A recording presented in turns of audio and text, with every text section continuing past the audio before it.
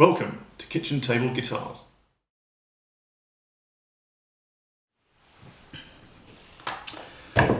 So, exciting, the wood's arrived, and it looks quite nice. This is the fretboard's got some flaming on it, and it looks quite good.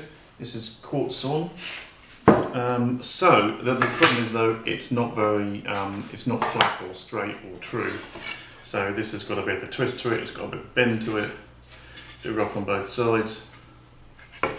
Same with the neck blank and the body blank. So got to do something about that. Got to basically flatten them out, true them up before we can do anything. Unfortunately, I haven't got a planer thicknesser, which would be the ideal thing. And also, all the workshops and woodworking clubs and everything, they're all shut at the moment because of the COVID. So I can't find any kind of I can't borrow or steal a planer thicknesser. So what do they say about need being the mother of invention? Anyway, I've got a router though. So I'm going to create a router sled and use that and see how that works. It should be okay. Won't be as good as a planer thicknesser, but it'll get things down to a point where I can then actually use my own plane on them and sort them out. So here we go. Just doing a quick sketch of the roof sled. There are lots of designs and stuff on YouTube, so if you want to know how to make one, go there. Made it out of 19mm ply, and here it is in the garden, making it in the garden because it's so dusty doing the work. When I was doing it, I didn't realise how much it was all wobbling about, and it looks pretty sketchy, but it seemed to work okay in the end.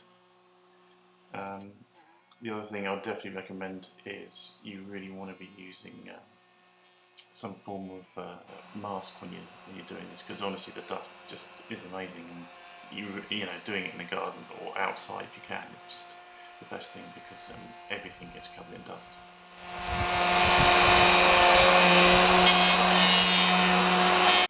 Did the same thing with the neck blank, which I super glued masking tape down to the sled, and then oops, we had a problem with the fretboard. A little bit of tear out, I think it's fair to say.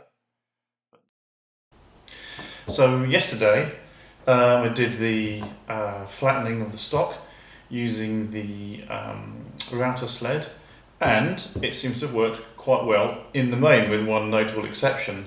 So the slab here, the main wood slab, has turned out nice and flat. I've measured it up, it's pretty even, there's no warping or twisting, so that's good. I don't know if you can see the sort of light areas here where you can see where the cut has gone across, but that'll come straight out. And I mean, it's really just more a case of it having pushed the grain in different directions, I think. In terms of the neck, that's all worked out pretty well as well. It's all nice and straight that way. I still need to do the sides, which I can do with a plane, but I'm very happy with that. There's actually 2 necks worth in here, so I'm going to see if I can find a bandsaw to cut this in half, because it actually can get 2 necks out of this. Although there's every chance it's going to move when I do that, but we'll work that out later. So the main issue was with this. So you'll see from some photos there was a big thing that got ripped out here. So as I was planing this down, because this was quite thick, I think it was about 8 or 9mm when I bought it, and I needed it to come down to about 6mm to make the fretboard. So I was taking some cuts off, and it all seemed to be working okay, and then suddenly, fling, this whole chunk comes out of it. Now, luckily, there's still enough wood left here for me to make the fretboard, so that's not a disaster. But you can see, I'll show you a picture close up, but actually the grain of the wood sort of does this here. And so whichever way you're going with the cutter, you're going to end up causing a problem. And so I think I was going this way, and it's just ripped this whole chunk out. But anyway, luckily there's enough for me to finish off the fretboard. What also has happened, which I suppose I should have expected in retrospect, but since I did it yesterday I was very pleased because it was all flat, it was all, you know, down to thick 6mm, I checked it all out, it was all within 0.5mm, dead flat, beautiful, no problem at all. This morning, it's not only got a bit of a twist and a bit of a bow that way, but also it's cupped in the sense that the wood has kind of sort of done that slightly. So it's a right old, you know, it's a right old mess. So there it goes to show how much the wood can move. It was flat originally, so when after I'd done it in the evening it was flat, but overnight it's just suddenly moved. So I guess if you're going to flatten the wood down, glue it down straight away.